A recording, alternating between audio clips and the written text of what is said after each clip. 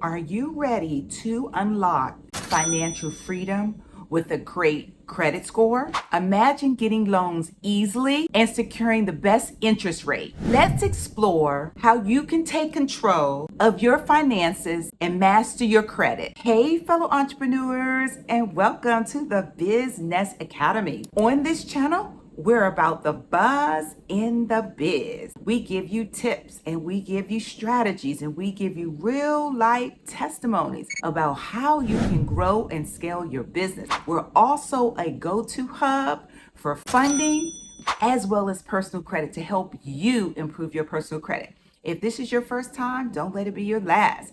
Get your pen and paper ready to take notes.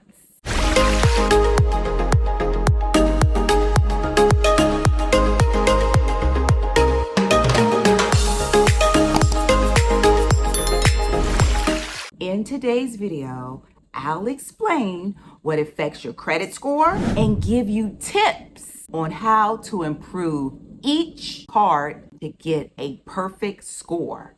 Yes, a perfect score. Get your pen and paper ready because you're going to want to take notes. So your FICO score is divided into 5 parts. Let's take a pie and let's divide that pie into 5 pieces. The biggest piece of the pie is your credit history. The next part of that pie, that's 30%, is the utilization. Then 15% of that is the length of credit. 10% of that is new credit, and the other 10% is a credit mix. Now, you guys get your pen and paper ready. I'm going to go into detail. You need to know the details that I'm going to share with you because it's so important. Okay, so let's look at payment history, which is the biggest piece of the pie, and that is 35% of the pie. That is your payment history. This is important because the creditors are going to want to know how responsible you are and how you pay your bill. Late payments, defaults, and bankruptcies can really hurt your credit score. How to optimize this and prevent this from happening is to make sure that your bills are paid on time. Set up automated payments, and if you've missed a payment, focus paying on time. Try not to miss a payment over 30 days. The second biggest piece of the pie is credit utilization, guys. This is 30% of the pie. Basically, what this means is that you want to keep your debt ratio under 30%. For example, if you have a credit card with $1,000 limit, you want to make sure that you're using less than 30% of that credit card. A high utilization means that you're relying on your credit cards too much.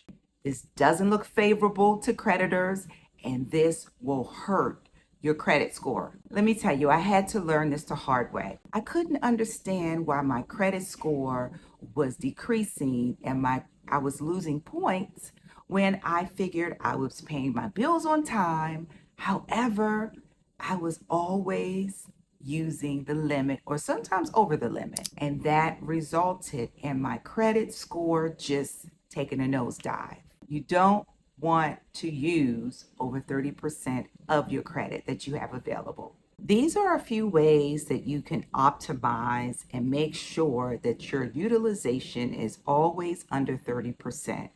Number one, you can ask for an increase. That way, whatever your balance is, then the ratio decreases. Number two, pay your bill every month. And then, of course, keeping your balances below 30%. The third largest piece of the pie is 15%, and that is the length of your credit. Pretty much, older accounts that you've had for a long time gives you a little bit of validity. Never close accounts. Even if you don't plan to use those accounts, that hinders and that hurts your credit. So the length of your credit weighs.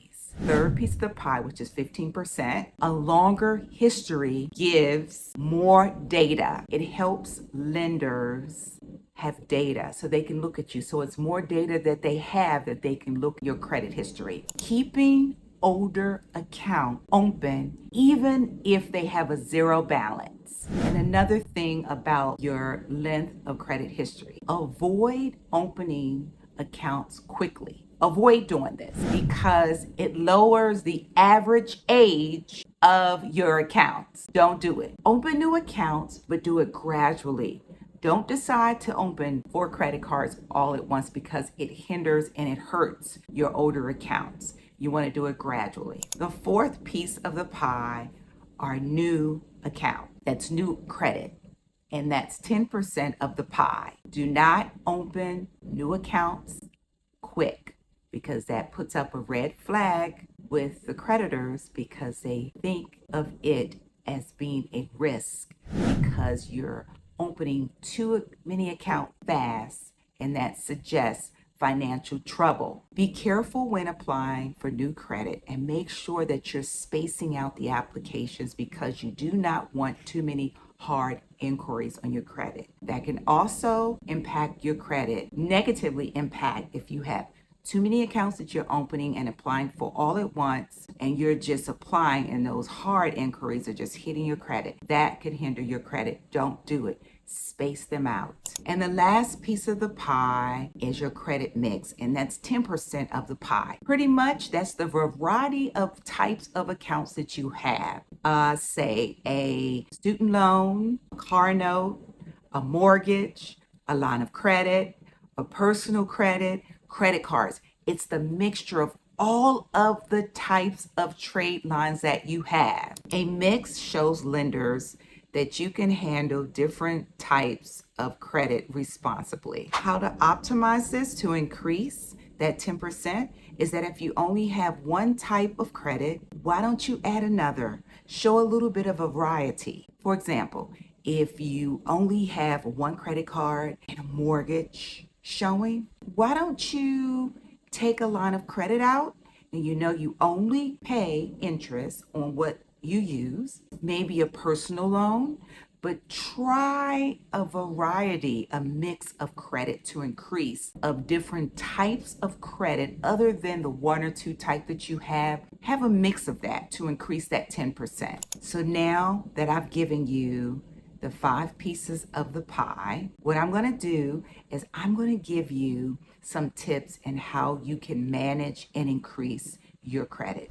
Number 1, to make payments on time, maybe you can set up automated payments so you don't have to remember. You set that with the institute that you're paying and you make sure that the payments are coming out monthly. That way you don't make a mistake and miss a payment. That's one way you could do it. Another way that I would also suggest is that you keep your balances low or you pay them off every month to make sure that utilization is not an issue. You can make sure that 30% of the piece of the pie is looking really good. So just pay off the balances monthly or make sure you keep them really, really low. Another way that you can optimize and increase your score is to make sure that you are not opening too many accounts. And the last way you can optimize is maintain a mix of credit. You guys, I hope you're taking notes. If not, you go back and watch this video. Listen, on this channel, what my goal is to give you tips and to help you improve your credit and also encourage you to start that business so that you can build business credit, establish business credit so you can grow and scale. Once your personal credit is good or great and you start building the business credit, then you'll be able to have access to funds for your business to grow and scale. You guys, listen, if you have any questions, any suggestions, or any topics you would like me to cover, go ahead, comment below. And if you would like to get on a free strategy call with me to find out how I can help you perfect your business score, improve your business score, improve your personal score, click below and let's make that happen. Until next time, when you win, I win, and we win together. Wait. One last thing. Take advantage of those freebies below, guys. Steps to help you build business credit, steps to help you form an LLC. And until next time, I love you. Bye-bye.